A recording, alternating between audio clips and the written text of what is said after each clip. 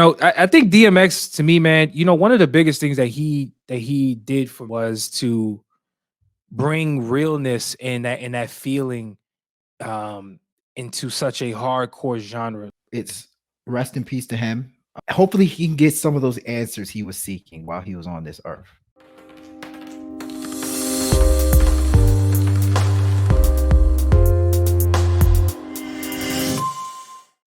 The first topic we want to talk about today is a very unfortunate one. Um, because DMX, uh, Earl Simmons, the the Dark Man X. I can think of other nicknames for him, but he unfortunately passed away at the age of 50 years old from a questionable reason. Some people are saying overdose.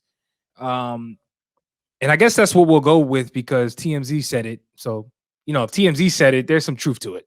I just got to give it up. But rest in peace to DMX, man. 50 years old, man. It's unfortunate that you know, somebody so coveted in hip hop, who did get his flowers more recently. Like, remember he did a verses with Snoop Dogg a couple months ago. That was cool that people were giving him his flowers. So I'm glad to see he was able to get that. But one thing that I noticed that when he passed was, a lot of people were saying, "Yo, DMX, y'all need to stop saying, yo, man, y'all wish he was here, man." Da, da, da, da. They were like, "Yo, DMX, man, this might have been what he wanted." And I think that's actually kind of not the circumstances, but I just mean like him meeting his maker. You see what I'm saying? Like that angle. Because if you're somebody who listened to DMX from the origination or the origins of his career, 1990s, you heard a lot of pain in his voice, a lot of pain in his story, a lot of spirituality in his discography, and you realize how he had a close relationship with God. And so, hey, man, there's not everybody who passes that I'm like, yo, man, that's crazy. Oh my God. I legitimately felt like DMX is better. He's better off. He's where he actually wants to be. And I can't confirm that, but if I'm listening to his music over the years, he seemed like somebody who was ready and willing to be able to go meet God whenever it was his time. And it's unfortunate, but Q, what are your thoughts, man? That's an interesting angle. I mean, because it's,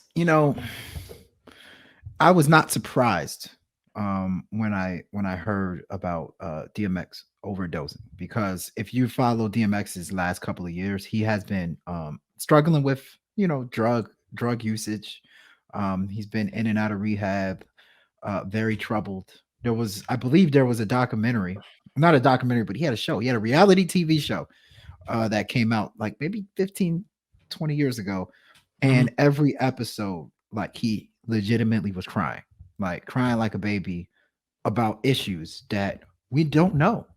It was like he never explained it. He never explained his issues.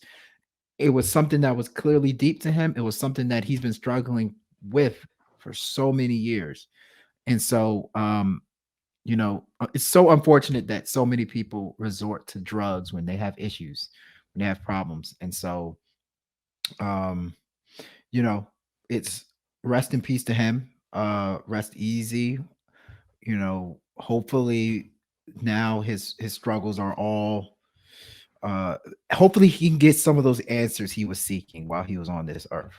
Yeah. So No, that's real. That's real. And more importantly, hopefully the family is able to get peace at some point, mhm, mhm. and I think DMX to me, man, one of the biggest things that he did for me as a hip hop lover, which I think he did for a lot of other people, was to bring realness and that feeling um into such a hardcore genre. Like, if we remember back in the 90s, and we talk about this quite often, I should say, on this show, which is the pivotal point where melody started getting introduced into music, right? And how everything let's call it 50 Cent, in terms of New York hip hop, was so hardcore. Like, there was no vulnerability in the music. Not saying DMX was always singing, although he did try singing a couple of different times. I mean, he was no stranger to that. He definitely did it.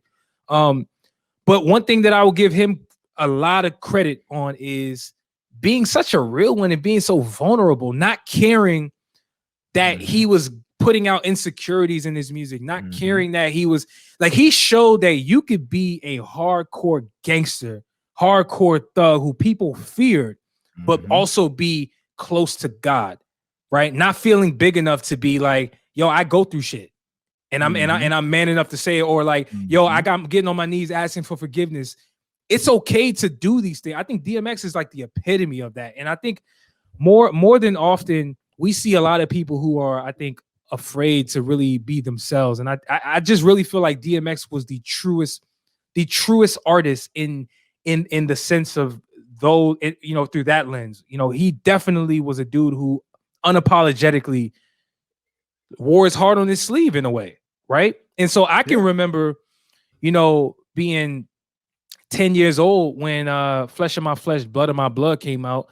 That was easily the first hip hop album that I had ever owned, had ever listened to.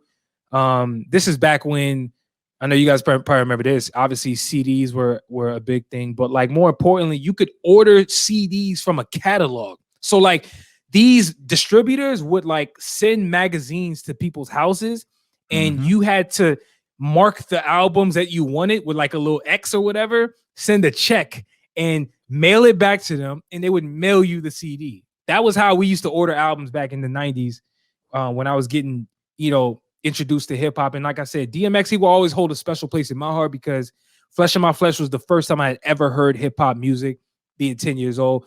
And I still to this day, I do not know what he meant on that one song where he said, I got blood on my hands because there's no remorse. I got blood on my dick because I fucked the corpse. I don't know what he was talking about. I still don't know what he mean. But that was the first time I had ever been mind blown in that realm. So listen, this is not about me like questioning anything that DMX actually said in his raps. It's for me to say, to hear somebody who was so vulnerable and maybe even too real at times is something that I'm going to always remember in what DMX brought to the table, honestly.